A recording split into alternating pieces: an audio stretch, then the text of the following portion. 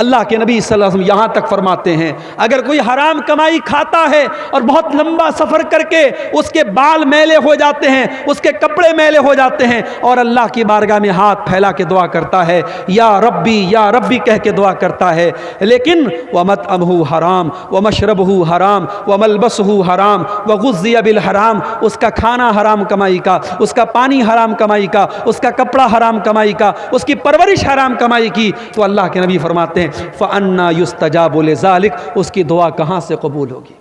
بیاج کھانے والا عمرہ کر لے، حج کر لے، خانے کعبہ کا دروازہ پکڑ پکڑ کے رو رو کے دعا کرے، اس کی دعا کیسے قبول ہوگی جب میرے نبی کہتے ہیں حرام خور کی دعا قبول نہیں ہوتی؟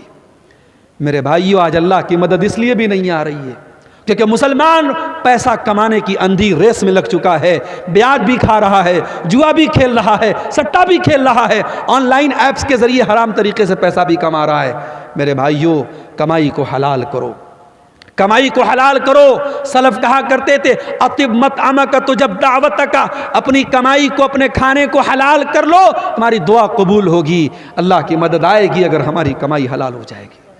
اسی طریقے سے میرے بھائیو، اگر ہم چاہتے ہیں کہ اللہ کی مدد آئے، میرے نوجوان ساتھیوں، آپ کو اپنی جوانی کی حفاظت کرنی پڑے گی، اپنی جوانی کی اہمیت کو سمجھنا پڑے گا۔ اللہ کی قسم دل دکھتا ہے جب فجر کی نماز میں یہ چند بوڑھے ہمیں مسجد میں نظر آتے ہیں، نوجوان کہاں مر گئے؟ میری قوم کے نوجوان کہاں مر گئے؟ وہ رات کو 2 بجے تک، 3 بجے تک واٹس ایپ پر چیٹنگ کرتے رہے، لڑکیوں سے باتیں کرتے رہے، عیاشیاں کرتے رہے، فیس بک کی ریلز دیکھتے رہے، یوٹیوب کے شارٹ دیکھتے رہے، بے حیائی کے مناظر دیکھتے رہے، رات کو 3 بجے تک ہمارا نوجوان یہ سب دیکھ رہا ہے، اور فجر کی اذان جب ہوتی ہے اور مؤذن کہتا ہے الصلاۃ خیر من النوم، نماز نیند سے بہتر ہے، ہمارا نوجوان بستر پہ سویا رہتا ہے۔ میرے نوجوانوں، یہ اذان کی آواز صرف 70 سال والوں کے لیے نہیں، آپ کے لیے بھی ہے، اور میرے رب کی قسم، آپ جب فجر کی نماز میں اٹھ کے جاتے ہیں، شیطان ذلیل ہوتا ہے، شیطان پچھتانے لگتا ہے کہ میں اس نوجوان کو کیسے روک نہیں پایا، اس کو میں فجر کی نماز میں کیسے میں روک نہیں پایا۔ نوجوانوں، اپنے آپ کو نماز کا پابند بنا لو۔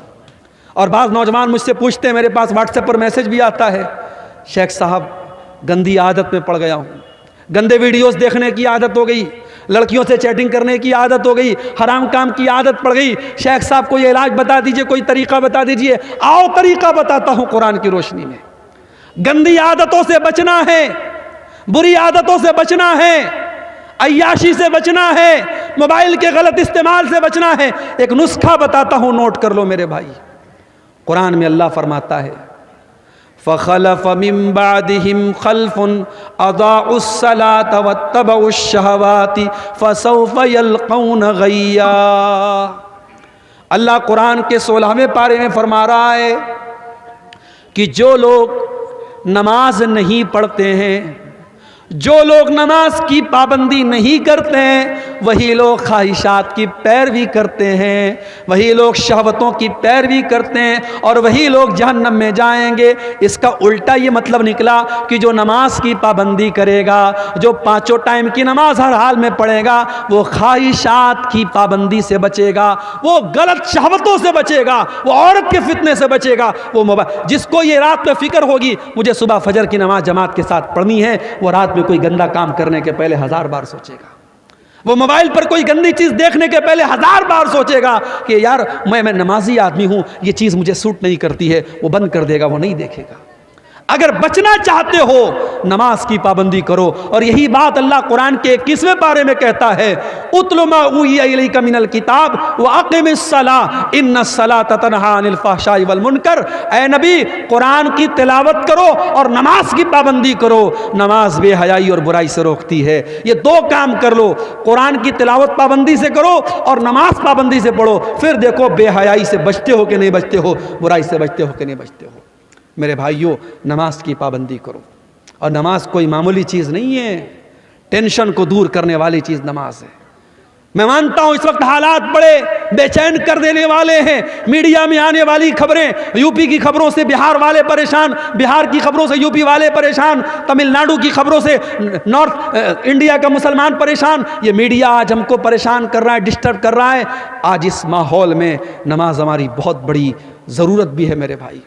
نماز پڑھو اور قنوت نازلہ کا اہتمام کرو. میرے نبی دشمنوں پر بد دعا کرنے کے لیے قنوت نازلہ پڑھتے تھے. آج قنوت نازلہ پڑھو اور نماز کی پابندی کرو. اللہ قرآن میں کہتا ہے وَاسْتَعِينُوا بِالصَّبْرِ وَالصَّلَاةِ، صبر اور نماز کے ذریعے اللہ کی مدد طلب کرو. میرے بھائی، میرے نبی جب ٹینشن میں ہوتے تھے، پریشانی میں ہوتے تھے، حضرت حذیفہ رضی اللہ تعالیٰ عنہ کہتے ہیں اللہ کے نبی نماز کے لیے کھڑے ہو جاتے تھے. آج ہمیں نماز کی اہمیت پر بھی توجہ دینے کی ضرورت ہے میرے بھائی.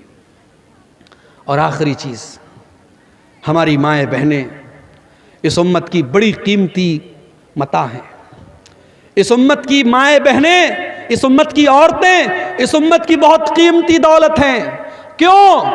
کیونکہ یہ کسی کی ماں بنتی ہیں، کسی کی بیوی بنتی ہیں، کسی کی بیٹی ہوتی ہیں، کسی کی بہن ہوتی ہیں. ایک عورت کے کئی روپ ہوتے ہیں اور اسلام نے عورت کے ہر روپ کی بڑی عزت کی ہے. اسلام میں عورت کو پوجا تو نہیں گیا، عورت کی عبادت تو نہیں کی گئی. اسلام میں عبادت صرف اللہ کی ہے.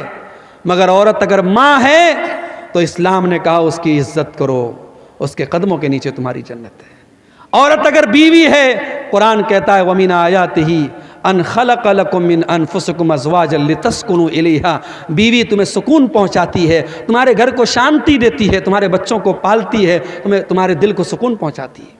یہی بیوی بیٹی، یہی عورت بیٹی ہے تو اللہ کے نبی فرماتے ہیں من ابتلی من هذه البنات شيئا كن له سترا من النار. جس کو اللہ بیٹی دے کر کے آزماتا ہے اور اس امتحان میں وہ کھرا اترتا ہے، بیٹی اپنے ماں باپ کو جہنم کی آگ سے بچاتی ہے. یہی عورت جب بہن بنتی ہے، اللہ کے نبی فرماتے ہیں جس کی 3 بہنیں ہوں اور ان بہنوں کی صحیح دیکھ بھال کرے، صحیح پرورش کرے، ان کا صحیح جگہ شادی کر دے، کن لہو سترا من النار. وہ بیٹیاں اپنے بھائیوں، وہ بہنیں اپنے بھائیوں کے لیے نجات کا ذریعہ بن جاتی ہیں. میرے بھائیوں، عورت کا ہر روپ اسلام کی نظر میں بڑا قیمتی ہے.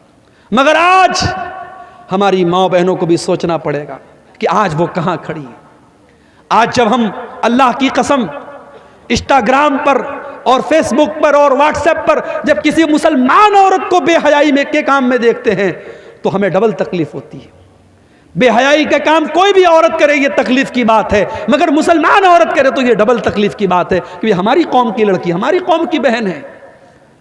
ابھی بھاگلپور میں اترا، ایک غیر مسلم، دیکھنے میں بظاہر ایک غیر مسلم لڑکا تھا، دیکھا اس کے ساتھ ایک عورت بالکل چپک کر کے بیٹھی ہے، باتیں کر رہی ہے. کچھ دیر کے بعد موبائل پر فون آیا میرے سامنے، اس نے سامنے والے سے بات کر کے السلام علیکم کہا. کپڑے سے نہیں لگا مسلمان ہے، اس کے چہرے پر جو اسکارف بنا ہوا تھا اس سے نہیں لگا مسلمان ہے. لیکن جب فون پر اس نے السلام علیکم کہا، مجھے پتہ لگ گیا مسلمان ہے. مجھے بڑی تکلیف ہوئی کہ یہ مسلمان لڑکی کسی غیر مسلم لڑکے کے ساتھ اس طریقے سے آٹو پہ ٹوٹو پہ بیٹھ کے کیا کر رہی ہے. یہ حالات آج ہماری قوم کے ہیں. میری ماں اور بہنوں، آج آپ کو اپنی ذمہ داری کو سمجھنا پڑے گا. آج آپ کو بے حیائی اور بے غیرتی کے اس طوفان کا مقابلہ کرنا ہے، اس کا شکار نہیں بننا ہے. عورت بڑی قیمتی چیز بھی ہے اور شیطان کا بہت بڑا ہتھیار بھی ہے.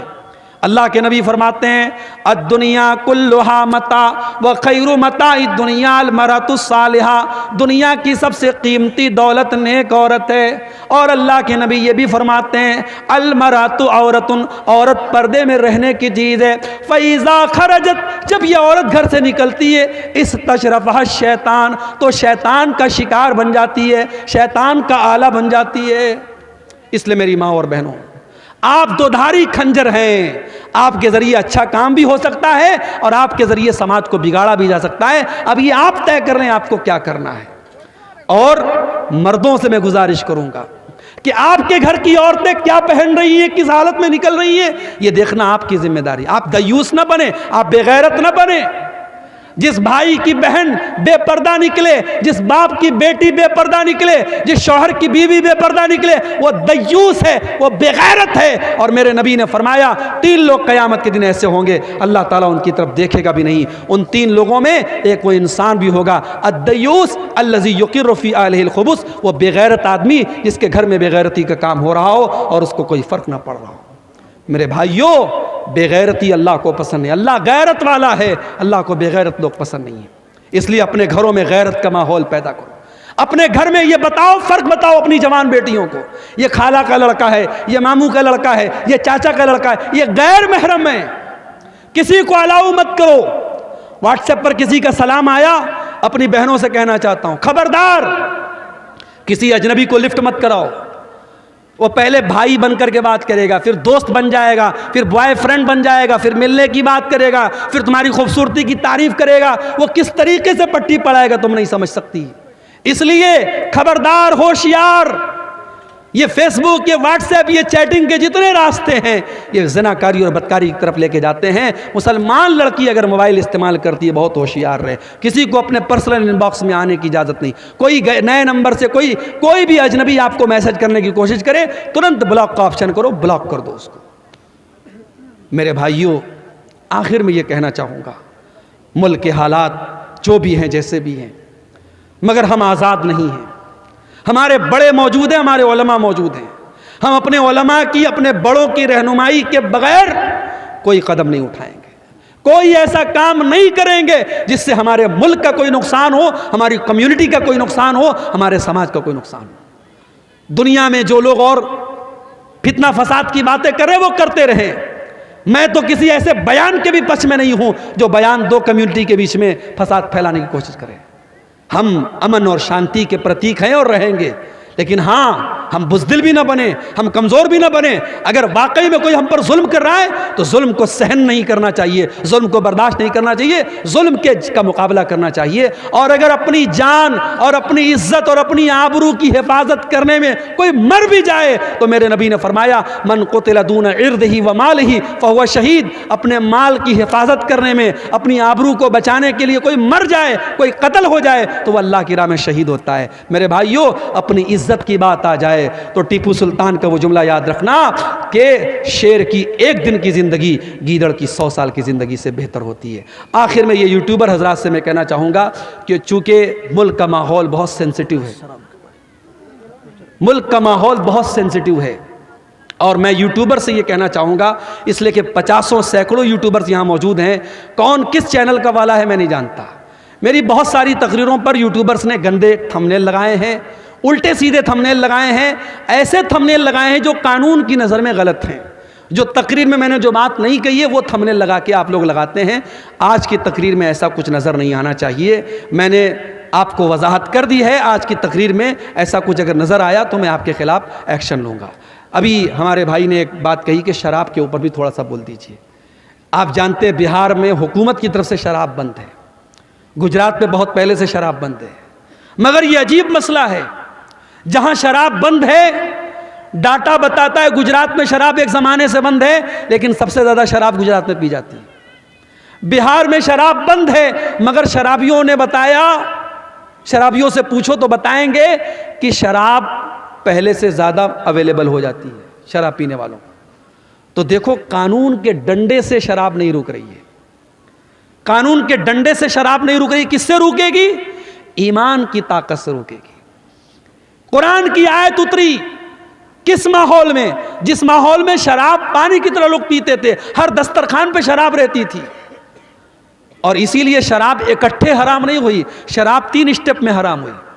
پہلے اللہ نے سورہ بقرہ کی آیت نازل کی، يَسْأَلُونَكَ عَنِ الْخَمْرِ وَالْمَيْسِرِ قُلْ فِيهِمَا اسْمٌ كَبِيرٌ وَمَنَافِعُ لِلنَّاسِ وَإِثْمُهُمَا أَكْبَرُ مِن نَّفْعِهِمَا.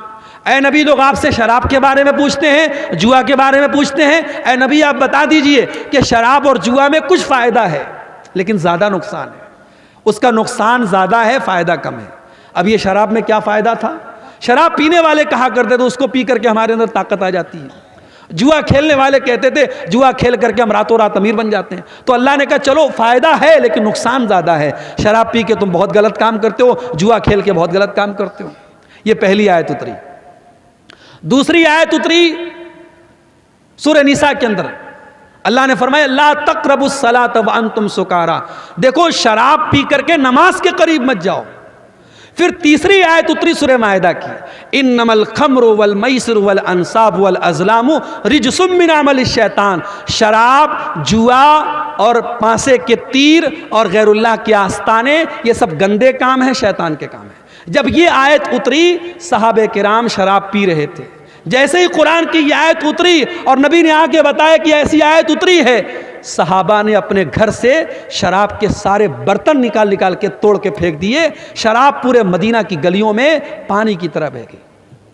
آج ہمارے ملک میں گٹکھا بک رہا ہے، سگریٹ بک رہی ہے، بیڑی بک رہی ہے، بیڑی کے پیکٹ پہ لکھا ہوا ہے، سگریٹ کے پیکٹ پر لکھا ہے tobacco is dangerous to health, تمباکو کا استعمال صحت کے لیے بہت خطرناک ہے، ٹوبیکو کازز کینسر، تمباکو سے کینسر ہوتا ہے۔ حکومت چھپوا بھی رہی ہے، اس پر پھیپڑے کی خطرناک تصویر بھی بنی ہے، کینسر کی تصویر بھی بنی ہے، اور وہی حکومت لائسنس دے رہی ہے، اور بیڑی بھی بک رہی ہے، گٹکھا بھی بک رہا ہے، سگریٹ بھی بک رہی ہے۔ میرے بھائیوں، دنیا کے قانون اور دنیا کے ایڈورٹیزمنٹ کے ذریعے جو کام نہیں ہوا محمد رسول اللہ کے دور میں، جب ایڈورٹیزمنٹ نہیں تھا، جب ٹی وی اور ریڈیو کا دور نہیں تھا، صرف ایک قرآن کی آیت پر پورے مدینہ میں شراب کی ندیاں بہہ گئیں۔ ہم اسی نبی کا کلمہ پڑھنے والے ہیں میرے بھائی، ہمیں کوئی شراب کا نقصان نہ بھی بتائے، ہمارے لیے تو اتنا کافی ہے کہ میرے نبی نے شراب کو حرام قرار دیا ہے، اور میرے نبی نے کہا ہے شراب اتنی گندی چیز ہے، جو شراب پیے گا قیامت کے دن جہنمیوں کا پیپ اور مواد اسے پلایا جائے گا۔ شراب اتنی گندی چیز ہے، میرے نبی نے لعنت کی شراب پینے والے پر، پلانے والے پر۔ شراب کے لیے جو رس نچوڑا جاتا ہے اور شراب کو جو لے کے جاتا ہے، شراب کو جو بیچتا ہے، جو خریدتا ہے، سب پر اللہ کے نبی نے لعنت کی ہے۔ میرے پیارے ساتھیوں، شراب ام الخبائث ہے۔ جو شراب پی لے گا وہ زنا بھی کر سکتا ہے، وہ اپنی ماں بہن بیٹی کے ساتھ بھی غلط کام کر سکتا ہے، کچھ بھی کر سکتا ہے وہ۔ اس لیے مسلمان، شراب بندی تو ہمیں اور آپ کو کرنا چاہیے تھا۔ مجھے یاد ہے ہریانہ کے گاؤں میں مسلمانوں نے یہ فیصلہ کیا تھا کہ ہمارے یہاں شادی میں ایک پیسہ جہیز کا نہیں لیا جائے گا، اور لڑکی کی شادی سمپل طریقے سے ہوگی، کوئی بارات نہیں آئے گی، اور کوئی بارات لے کے جائے گا، کوئی جہیز لے گا تو پورا گاؤں اس کا بہشکار کرے گا۔ آج یہ مثال ہریانہ میں موجود ہے، میڈیا میں اس کو بہت بیان کیا گیا۔ میں چاہتا ہوں آپ کے گاؤں میں، آپ کے علاقے میں بھی اس طریقے کی تحریک چلے کہ ہمارے گاؤں کا جو شراب پیے گا ہم گاؤں سے اس کا بائیکاٹ کر دیں گے۔ آپ ایسی کوشش کریں، انشاءاللہ جب آپ شراب بندی کریں گے تو پوری ملک کے لیے مثال بنے گی۔ میرے بھائی، جو کام قانون کے ڈنڈے سے سمبھو نہیں ہے وہ مذہب کے ذریعے اور ایمان کے ذریعے سمبھو ہے۔ یہ چند سوالات آئے ہیں، ان کو بیان کر کے بات ختم کرتے ہیں۔ میرے والد محترم میرا عقیقہ نہیں دیے ہیں تو خود اپنا عقیقہ دے سکتے یا نہیں؟ اگر والد محترم کو طاقت نہیں تھی اور انہوں نے نہیں کیا تو کوئی حرج کی بات نہیں ہے، اور طاقت کے باوجود انہوں نے نہیں کیا تو غلط کیا۔ آپ اگر کر سکتے ہیں تو کر لیجئے، انشاءاللہ بہتر ہے۔ اگر نہیں کیا ہے تو آپ کر سکتے ہیں، کوئی حرج کی بات نہیں۔ جامع مسجد جس جگہ پر قائم ہے وہ جگہ چھوٹی پڑ گئی، اس لیے دوسری جگہ بنا سکتے ہیں، یعنی بنا سکتے ہیں بالکل۔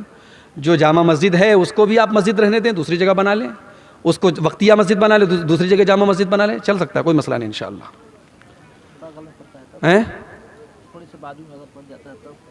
تب بھی کر سکتے ہیں، اگر اس سے قریب میں متصل میں جگہ نہیں مل پا رہی ہے تو کر سکتے ہیں۔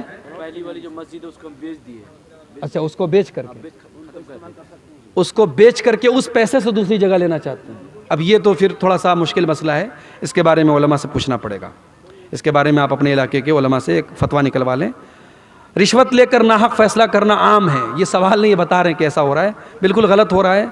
اور مجھے کئی جگہوں کے بارے میں پتہ لگا کہ جو سردار لوگ ہوتے ہیں، جو پنچ لوگ ہوتے ہیں، پیسہ لے کر کے کسی ایک پچ کا وہ پشپات کرتے ہیں۔ تو یہ دیکھیے، کسی کے بارے میں غلط فیصلہ کرنا یہ تو آلریڈی بہت بڑا گناہ ہے، لیکن جس کو پنچ بنایا گیا ہے اس کو تو ایک طریقے سے قاضی بنایا گیا، جج بنایا گیا، اور جج جب غلط فیصلہ کرے گا تو یہ بہت بڑا گناہ کا کام ہے، اس کو اللہ تعالیٰ کے ہاں ڈبل سزا ملے گی، اس کو حساب دینا پڑے گا۔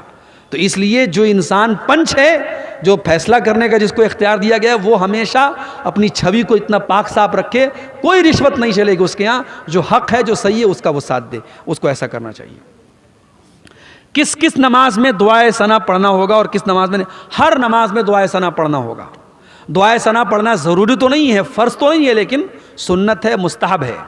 اب دعائے ثنا آپ بہتر یہ ہے کہ وہ پڑھیں جو صحیح بخاری اور مسلم وغیرہ میں آئی ہے، اللہم باعد بینی و بین خطایا، یہ پڑھیں. اور وہ بھی آپ پڑھ سکتے ہیں سبحانک اللہم و بحمدک و تبارک اسمک و تعالی جدک ولا الہ غیرک، لیکن یہ پہلی والی جو میں نے پڑھی وہ زیادہ بہتر اور زیادہ مستحب ہے. جنازے کی نماز میں علامہ البانی رحمہ اللہ کی تحقیق یہ ہے کہ دعائے ثنا کا ثبوت نہیں ملتا ہے. تو جنازے کی نماز میں آپ اعوذ باللہ بسم اللہ پڑھ کے ڈائریکٹ سورہ فاتحہ پڑھیں گے، اور سورہ فاتحہ کے بعد آپ کوئی اور سورت ملا لیں گے. بہتر ہے کہ آپ ملا لیں. نہیں ملاتے ہیں، صرف سورہ فاتحہ پڑھ لیتے تو بھی کوئی حرج کی بات نہیں. پہلی تکبیر کے بعد آپ اعوذ باللہ بسم اللہ پڑھ کے سورہ فاتحہ پڑھیں گے اور کوئی سورت ملا لیں گے. پھر دوسری تکبیر کے بعد درود شریف پڑھیں گے، تیسری تکبیر کے بعد دعا پڑھیں گے، اور چوتھی تکبیر کے بعد آپ سلام پھیر دیں گے. ٹھیک ہے. اللہ تعالی ہم سب کو کہنے سننے سے زیادہ عمل کرنے کی توفیق عطا فرمائے. وآخر دعوانا الحمدللہ رب العالمین، والسلام علیکم ورحمۃ اللہ وبرکاتہ.